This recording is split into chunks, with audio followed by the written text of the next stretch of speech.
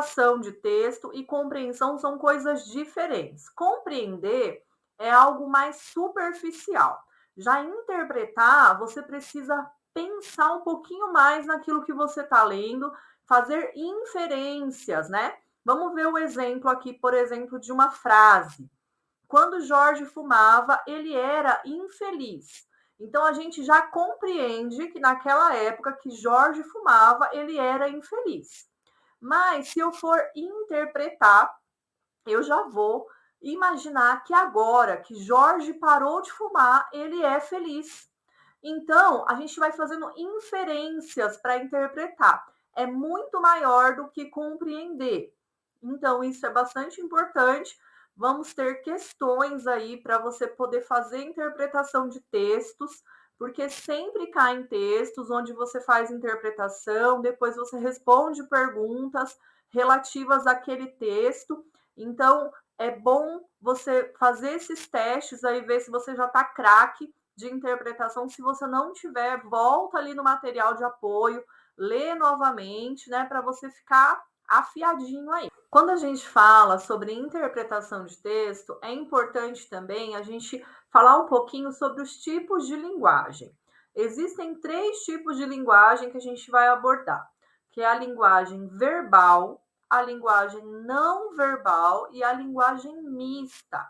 Geralmente, elas aparecem muito em questões, principalmente a linguagem mista, onde aparecem charges ou histórias em quadrinhos, onde você precisa fazer uma interpretação, ou eles tiram alguma questão, uma parte de ironia ali para você poder identificar. Então é importante a gente dar uma olhadinha, voltar nesse conteúdo aí. Eu vou colocar uma imagem para vocês.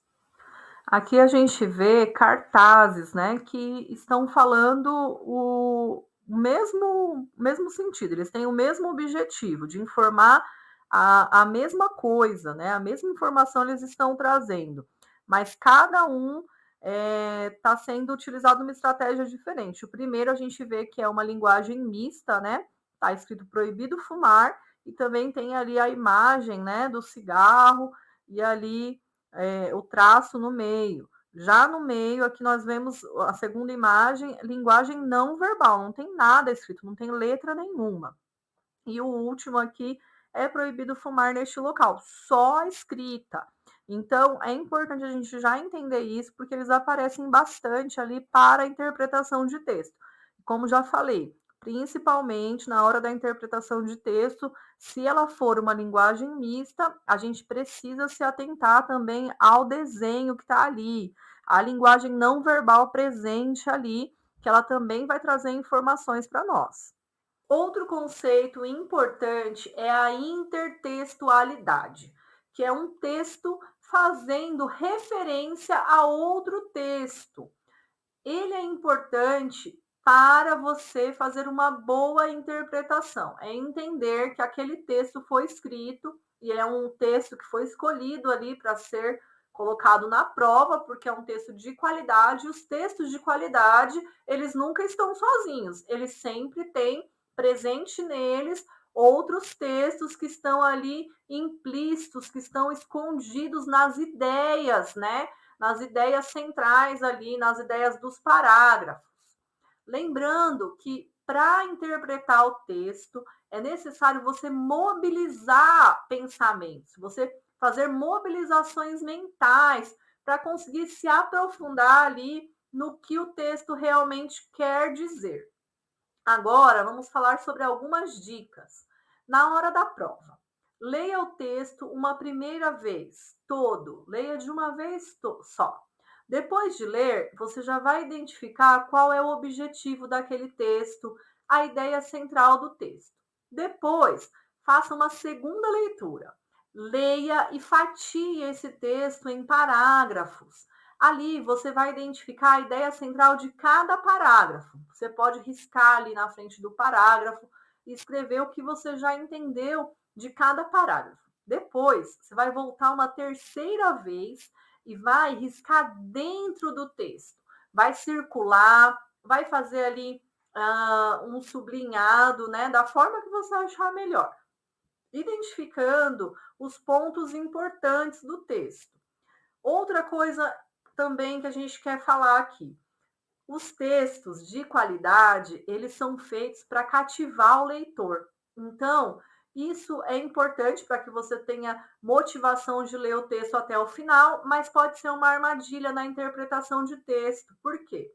Porque você pode se envolver tanto com o texto e colocar neles projeções pessoais e não se atentar àquilo que está escrito. Então, você precisa separar o que é fato e o que é fake, né? Não deixe que as suas emoções venham fazer você interpretar alguma coisa que não está no texto, não está na intertextualidade, mas que tem a ver com a sua vida pessoal e que você se assemelhou tanto ao texto que você acabou fugindo. Então, não caia nessa armadilha. E por último, leia quantas vezes forem necessárias. Tentou responder uma questão, tá com dificuldade? Volta e lê de novo. Tá bugando já? O que você faz? Deixa ali a parte de português, de interpretação, vai para outra área, vai para legislação, vai para outra área e depois, quando você descansou do português, você volta lá para você poder fazer a resposta que está faltando, né?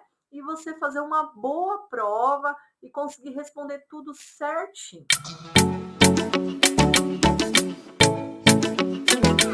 Com base nas falas da personagem Mafalda na tirinha, o que ela está expressando sobre a situação do país? Tirinha: eu era assim e já ouvia dizer que o país estava em crise.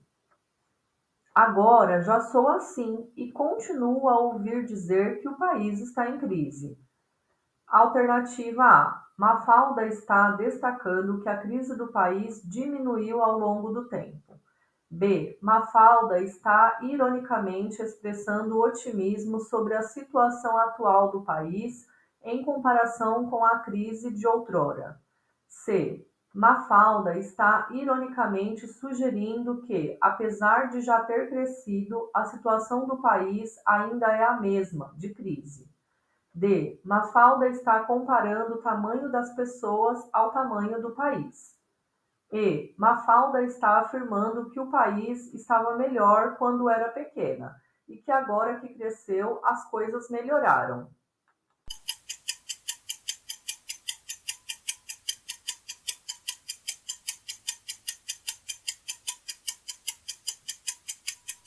Resposta correta C: Mafalda está ironicamente sugerindo que, apesar de já ter crescido, a situação do país ainda é a mesma, de crise. Charge: para quem acha que a acessibilidade é coisa de cadeirante, acessibilidade, um direito de todos. A finalidade da charge é: A. Mostrar que a acessibilidade é um direito não só dos cadeirantes, mas de todos. B. Mostrar que cadeirantes não precisam de estratégias que viabilizem a acessibilidade.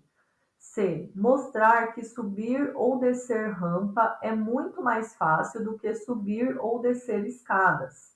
D. Mostrar que as escadas também podem ser acessíveis se os degraus forem mais curtos. E. Mostrar que as pessoas que não pensam em rampas são mal educadas.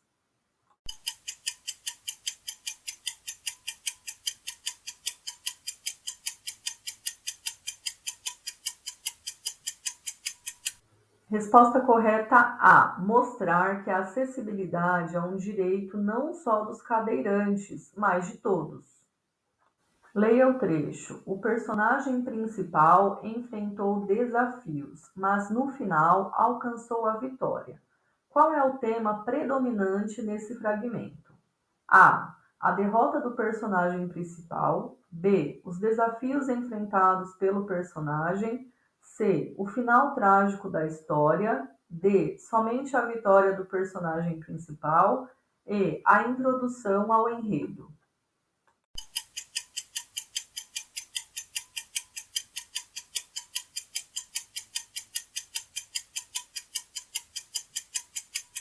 Resposta correta B. Os desafios enfrentados pelo personagem. A borboleta monarca é conhecida por suas longas migrações anuais. Essas borboletas voam milhares de quilômetros do norte dos Estados Unidos até o México, onde passam o inverno. Durante essa jornada incrível, as borboletas enfrentam diversos desafios, como variações climáticas e predadores. No entanto, sua capacidade de se adaptar e migrar torna a borboleta monarca uma espécie notável. Por que a borboleta monarca é considerada uma espécie notável? A. Por seu habitat no México. B. Por sua dieta diversificada. C. Por sua capacidade de migração. D. Por suas asas coloridas. E. Por não gostar do frio.